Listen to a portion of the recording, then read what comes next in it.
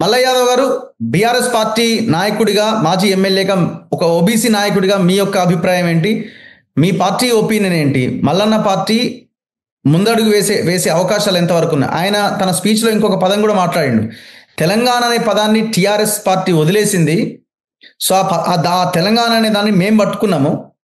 టీఆర్పీలో tea ఉంది, కానీ టీఆర్ఎస్లో టీ తీసి బీ పెట్టుకున్నారు వాళ్ళు. ఇవాళ ఆ టీ మన దగ్గరికి వచ్చింది. ఆ తెలంగాణ మనతో ఉన్నది, మనం తెలంగాణతో ఉన్నాము. రాజ్యాధికారం బీసీల రాజ్యాధికారం కోసం పనిచేస్తామని. మీ రియాక్షన్ ఏంటి?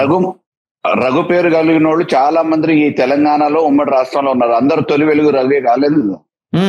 ఓకే, పేర్లు మార్చినంత మాత్రాన, ఒత్తులు మార్చినంత మాత్రాన, స్పెల్లింగ్లు మార్చినంత మాత్రాన అదే రకంగా అన్ని విషయాలలో కూడా అదే వర్తిస్తుంది. కాబట్టి ఈ రోజు ఒక పార్టీ ఎస్టాబ్లిష్ చేసినందుకు వారికి ఆల్ ద బెస్ట్ చెప్తా ఉన్నా.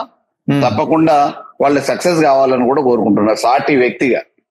కానీ ఒక రాజకీయ పార్టీ పెట్టినప్పుడు వారి నేపథ్యం, వారి వ్యక్తిత్వం, వారి రాజకీయ నేపథ్యం ఇవన్నీ కూడా పరిగణలోకి తీసుకుంటాను.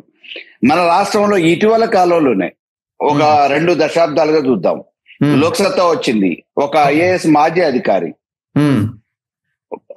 పూర్తి రాజ్యాంగం పట్ల, ప్రజాస్వామ్యం పట్ల విలువలు కలిగి లోతైన అవగాహన కలిగిన వ్యక్తి. ఆయన ఆ లోక్సత్తా పార్టీ పేరు మీద బీఫామ్లు ఇస్తే ఎన్ని ఓట్లు వచ్చినాయి, ఎంతమందిని ఆకర్షించగలిగిండు, నిజాయితీ కలిగిన వ్యక్తిగా గాంధీ అనుసరించిన మార్గంలో ఈ రాష్ట్రం ప్రయాణించాలని అంటే ఏమైంది చూసినాం. వారొక్కరు గెలిచారు. తర్వాత పిఆర్పి చిరంజీవి గారు పెట్టారు, ఉవ్వెత్తున లేచింది. తర్వాత ఏం జరిగింది మనం చూసినాం స్వానుభవంగా. ఆ పేరు మీద మామూలుగా రాష్ట్రంలో బీఫామ్లు కూడా అయినాయి. అదే రకంగా సుదీర్ఘ కాలం పాటు మేము విద్యార్థి దశలో ఉన్నప్పుడు ఆర్ కృష్ణయ్య గారి ఉత్తరాల మీద హాస్టళ్లలో సీట్లు సంపాదించుకున్నాం.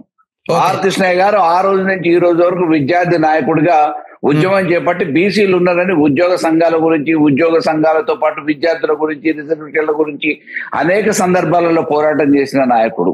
ఆయన ఏమైండు, ఆఖరికి 2014లో డిపాజిట్ రాలేదు కాంగ్రెస్ తరఫున పోటీ చేస్తే.